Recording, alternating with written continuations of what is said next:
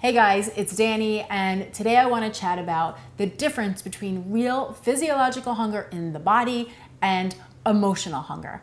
Now, I recently shared a video on 5 tips to lose weight without dieting, and you guys had such a great response to that video, and there were so many questions after I posted that video, and this was one of the questions that I saw come up several times. So I wanted to take a deeper dive into it and give you guys some tangible tools that you could work with. So I'm gonna share 3 tools that really helped me over the years. These are tools that I also share with my clients, and these are tools that will help you begin to practice how to tell the difference in your own body. Now, before we jump in, I just want to define a few terms here so we're on the same page.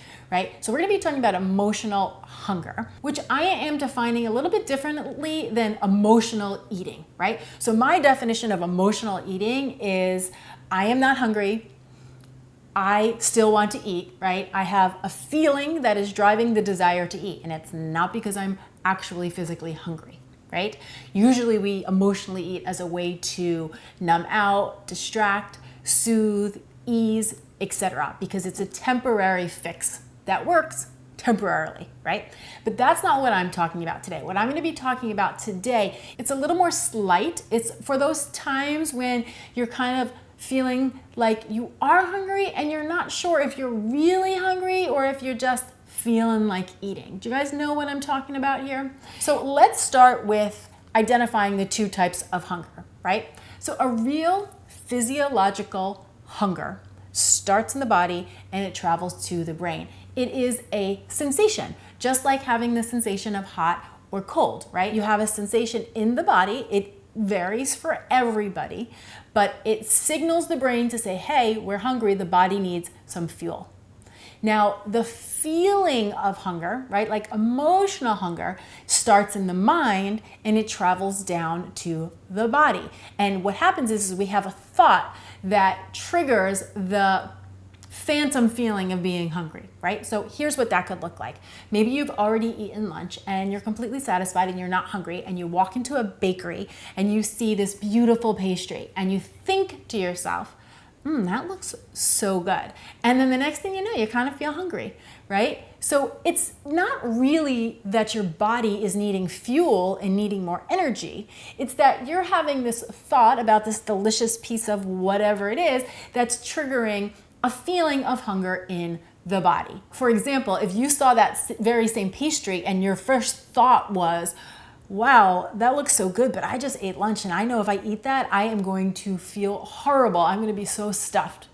You probably wouldn't feel hungry, right? This is where our mind is very powerful. What we're thinking is going to trigger how we're feeling.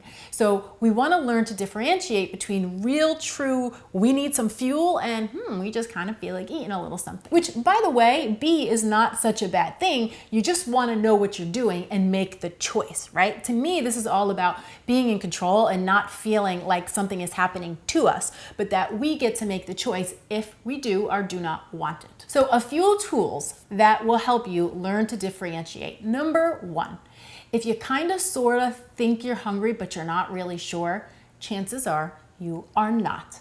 I like to think of hunger kind of the same as like going to the bathroom. You either have to pee or you don't have to pee, right? Hunger is the same. You're not like maybe hungry, I'm not really sure. If you are not sure if you are hungry, then I want to invite you to just hold off until you are clear. Right? Then you're like, I am hungry. So you are certain. It shouldn't be a question. You are either hungry or you're not hungry. So that is practice number 1.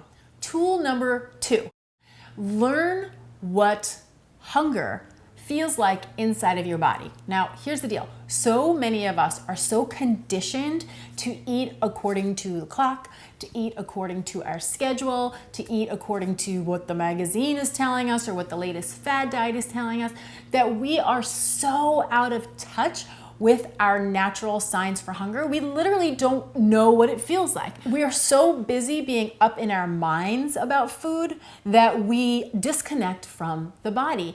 And the easiest way to create a natural, effortless, easy relationship with food and eating is to reconnect to those signals, because then you don't have to think so much about it. You just kind of know, right? But if you're out of touch with the knowing, then we have to practice knowing. So to me, the exercise here would be, when you wake up tomorrow, Do not eat any food until you are 100% sure that you are physiologically really hungry. Now, this feels different for everybody. I can't tell you exactly what your hunger is going to feel like, but I can tell you what mine feels like.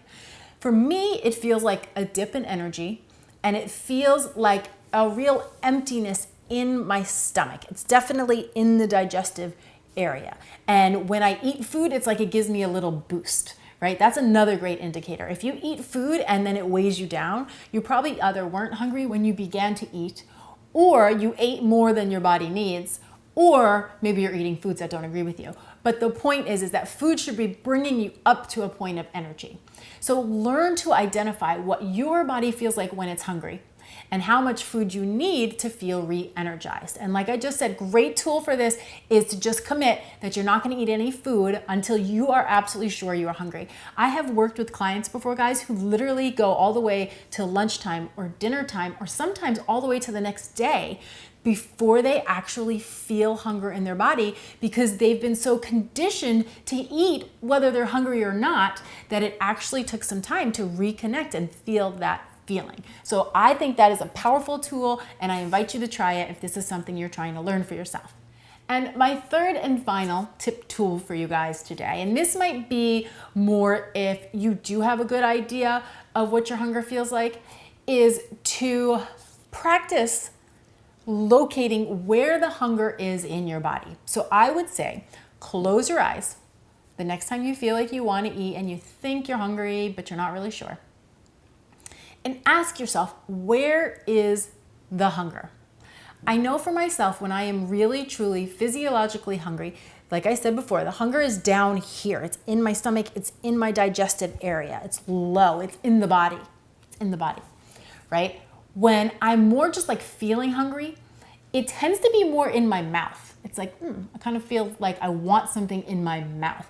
And if you don't slow yourself down enough to identify where it's coming from, it's very easy to just be like, oh, hungry, and go about and eat something and not really pay attention, right? So kind of using these tools to slow yourself down and pay attention to these little details is a great way to reconnect to your real physiological hunger.